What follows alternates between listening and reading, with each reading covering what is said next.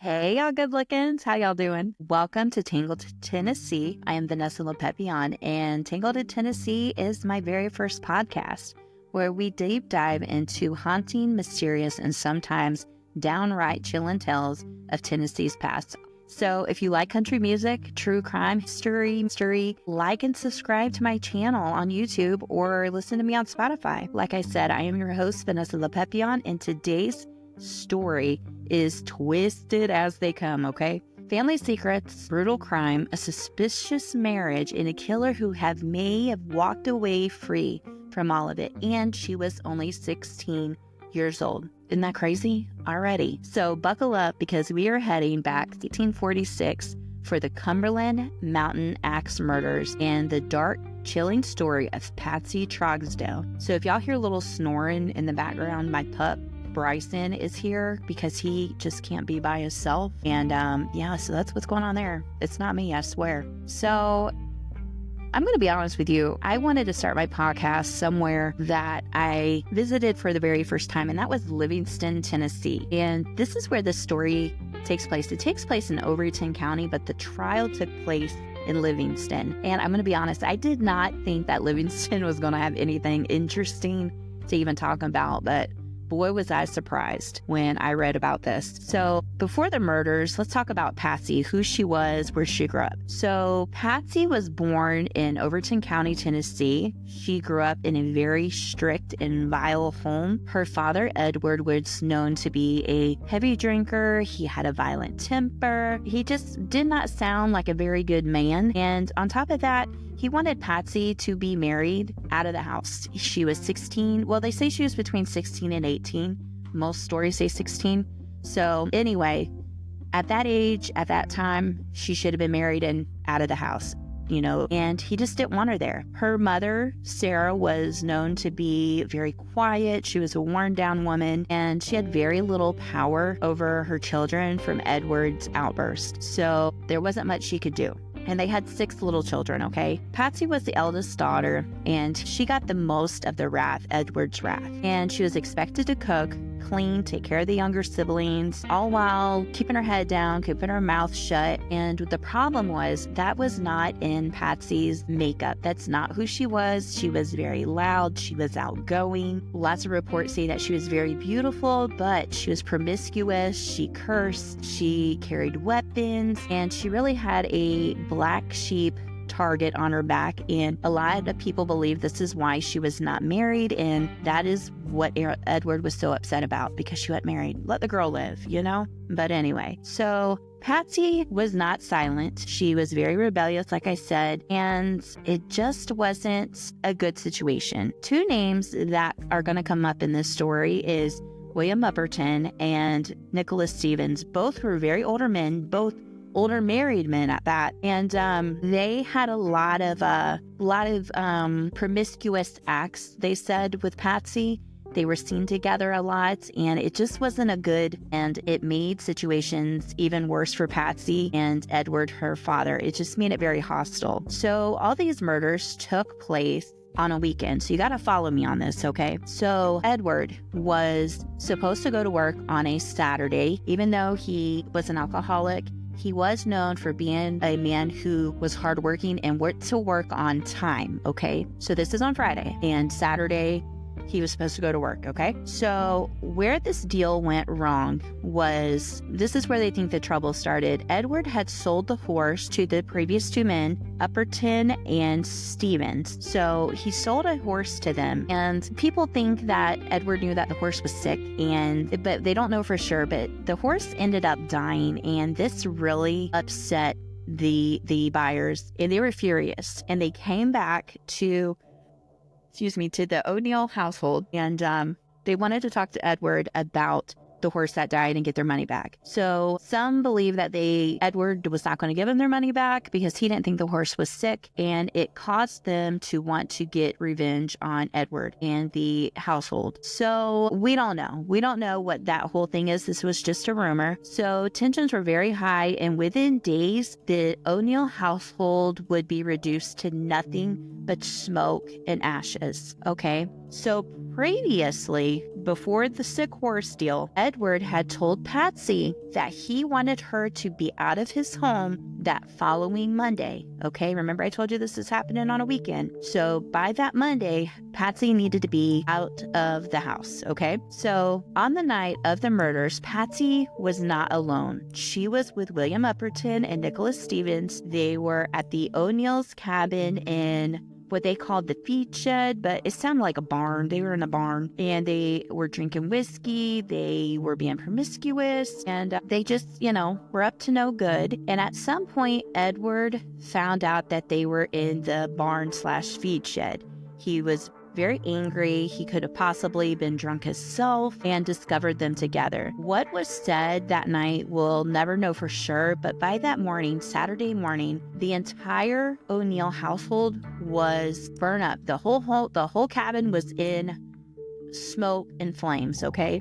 But that wasn't like nobody went to go check on this household in flames that Saturday. What made things suspicious is that Edward, even though he was an alcoholic, he went to work on time. He didn't show up. And this is what made people suspicious. So neighbors spotted the smoke, didn't go see him. But when he didn't show up, they went to go check out the home. Searchers went to check out the home to see what was going on. Patsy was the only one there.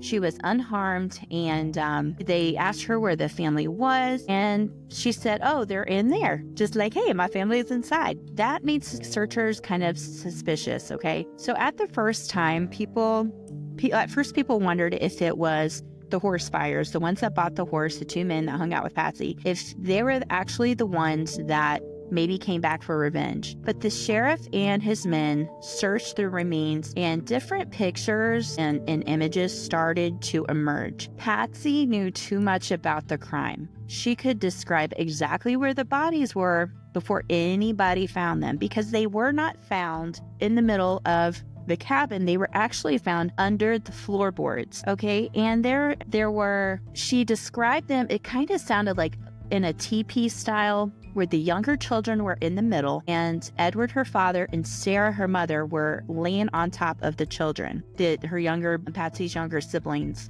And they kind of described them like in a teepee, but Edward's body and Sarah's body was very charred. You really couldn't tell who they were, but you knew who they were because of the home that they were in. But the young children were protected from the flames, but they were still unalived because there were large gashes all over their body, and as the searchers got moving Edward and Sarah's body, they realized that some of their limbs were not there, and they were in different areas of the property. And Patsy went and took them there, like, yeah, here's an arm. You know what I mean? So it just made it really suspicious. And not only that, they found that the younger children had big gashes, and the big gashes matched an axe that was put in a stump, and it was completely bloody, and it had hair in it that matched one of the young children's hair, from their head. Yeah, but she was very calm. She was very detached. And it didn't really matter. Seeing all the blood and all that, it just was like no matter to her. The sheriff found this odd. Not only that, they found a small stain on her dress that her only explanation as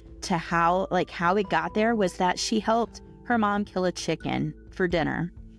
So that was her excuse. That's how blood got there. But anyway, so further search, they searched more, and something even more damning came up. Hidden in the feed shed/barn where they were having this party, the two men and Patsy, there were valuables in there that were tucked away as if somebody had planned to come back for them. The valuables were a Bible, and inside the Bible was the deed to the property, okay? It had blood on it, chicken blood. No, it had blood on it. And Patsy was I don't know. She was just like, oh yeah, that's blood in the deed in the shed. Because, okay, I didn't tell y'all, Patsy actually slept in this shed too, this feed barn.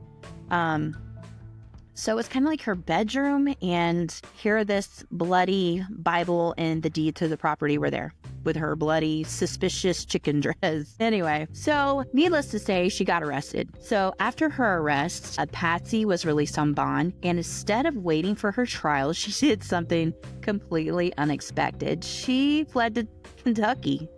And she married a man that she did not know. Like, they didn't even give her a name when I was reading this, okay? There was no romance, no courtship, just a marriage. And she married some man with the last name Troxdale. Why? Because back then, being married gave a woman legal protections. Some say that she married this man to avoid justice, to make it harder for authorities to take her back to Tennessee to stand trial in Livingston. Okay? So there was a trial, and she escaped justice. Patsy, Upperton, and Stevens were all on this trial in Livingston. Okay? And it actually became one of the most infamous cases. Infamous cases. The prosecution argued that Patsy had orchestrated the entire thing, manipulating these two men into killing her family, taking the deed to the property. Witnesses testified that she had been talking about murdering her family before, that she was this cold-blooded killer. She was calculated and eager to get rid of him and the rest of her family. So, girl, that's a lot to be 16. I'm just saying. I mean, I was just happy to get my driver's license. But in her defense team spun this story. They painted her as a frightened little girl in the web of powerful men who, coaxed her into this crime. They argued that she only did it because of the sick horses and blah, blah, blah, blah. That's what they argued. They argued that she was innocent. She had no real role in the murders, and that the jury of 12 men should pity her and not convict her. So she was found guilty. Okay, she was found guilty, and her sentence was death by hanging. But her lawyers appealed this because there was a legal error. So before the trial happened, one of the jurors told the newspapers that he believed Patsy was guilty. He just knew she was guilty. And because he told this before the trial started, they considered that a legal error. The Tennessee Supreme Court agreed and overturned the verdict and ordered a new trial. Now, this is where things get weird and strange, like what happened. So there's no record of a second trial ever happening. Patsy simply just vanished from all legal documents. No convictions, no execution, no justice, even for the other two men that helped her. I mean, did she just flee into the shadows? She lived out the rest of her life? The rest of her life? Like, what happened? Nobody will ever know. Nobody knows. She just vanished, okay? And there's no record of her getting a second trial, okay? So did she walk free with this murder? So years later, whispers spread through the hills of Tennessee that Patsy allegedly made a confession on her deathbed that this elderly lady was Patsy Troxdale. And she admitted that she killed her entire family, and she got away with it, okay? But without official records, it's all just a rumor and speculation. So, not only that, I read too that she killed a little boy, like in the same article, it said that she killed a little boy for some roots that were like worth a lot of money, okay? But was she a cold-blooded killer or a victim of circumstance? A master manipulator who just fooled around and just got lucky with the justice system? So what do y'all think? Did Patsy Troxdale get away with murder, or was she just another victim of Tennessee's dark, twisted past? Let me know your thoughts by reaching out on social media. And if you loved today's episode, don't forget to subscribe to Tangled in Tennessee, and you won't miss the stories. So until next time, stay curious, stay safe, and keep those tangles out of your hair, girl. And I promise, I will get better at this. Bye, y'all.